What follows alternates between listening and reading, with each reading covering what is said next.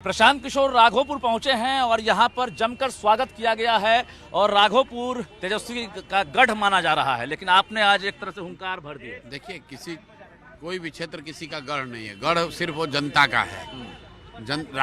राघोपुर की जनता का है जी। पिछले 40-45 वर्षों से जो क्षेत्र बिहार में मुख्यमंत्री और उप मुख्यमंत्री बनाता रहा है, लालू जी के परिवार को इतना बड़ा राजनीतिक कद जिन लोगों ने दिया, उनके और उनके बच्चों की जो बदहाली है, उनके क्षेत्र की जो बदहाली है, वो आपके सामने है जी। मैं यहाँ पहले भी आया हूँ पदयात्रा के दौरान।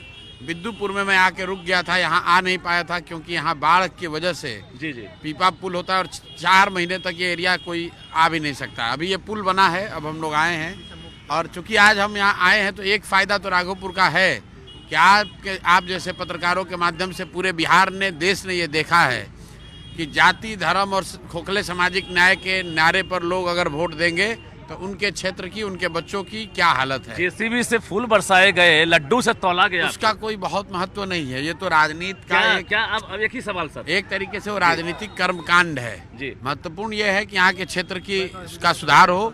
वो सुधार सिर्फ प्रशांत किशोर के आने लड़ने से नहीं होगा, वो सुधार तब होगा जब यहाँ के लोग अपने वोट देने के तरीके को सुधारेंगे, अपने बच्चों की चिंता करेंगे। लालू जी का लड़का क्या करता है, प्रशांत किशोर क्या करते हैं, इसका महत्व नहीं है। महत्व इसका है कि यहाँ के आपके बच्चे क्या करते हैं। आप चुनाव लड़ रहे हैं कि नहीं? आप यहाँ के लोगों से सारी बातचीत कर लिया, बात करेंगे जो दूसरे क्षेत्रों के लिए लागू है, जो दूसरे संभावित प्रत्याशियों के लिए लागू है, मेरे पे भी लागू है। करेंगे सर? मुझे खुलासा नहीं करना है। मैं अब जो मेरा अनुभव है ये कल कमेटी के सामने रखा जाएगा। 1 या 2 दिन में इसकी घोषणा हो जाएगी। अमेठी की तुलना आपने की है तेजस्वी कि राहुल गांधी वाला हाल हो जाएगा। देखिए, मैंने ये कहा कि अगर तेजस्वी यादव अब राघोपुर छोड़कर दूसरे क्षेत्र में जाएंगे तो इसका मतलब है कि पहले दिन ही उन्होंने हार स्वीकार कर ली जी। तो पहले तो तेजस्वी यादव जी को ये बोलना है कि किसी भी हालत में मैं राघोपुर छोड़कर दूसरे क्षेत्र से नहीं लड़ूंगा जी।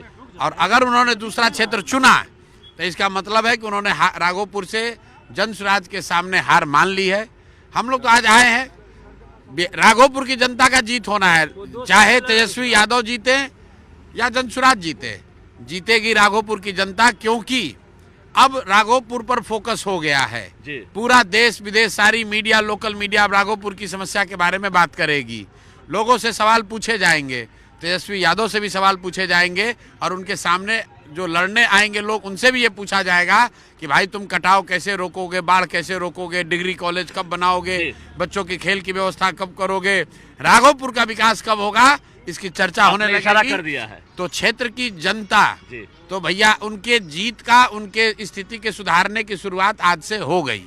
चलिए, प्रशांत किशोर ने इशारा कर दिया है कि राघोपुर की जनता तय करेगी, लेकिन इन्होंने साफ कह दिया है कि तेजस्वी यादव के लिए मुश्किल होगी, क्योंकि प्रशांत किशोर ने यहां से अभियान की शुरुआत कर दी है और जो भी कमियां हैं वो इनको अब दिखने लगी है, जनता खुलकर इनके सामने कहने लगी है। हालांकि खुद के चुनाव लड़ने को लेकर प्रशांत किशोर ने अभी खुलासा नहीं किया है, लेकिन ये इशारा दिया है कि कल पार्टी की महत्वपूर्ण बैठक है, पार्टी जो फैसला लेगी प्रशांत किशोर को मंजूर होगा।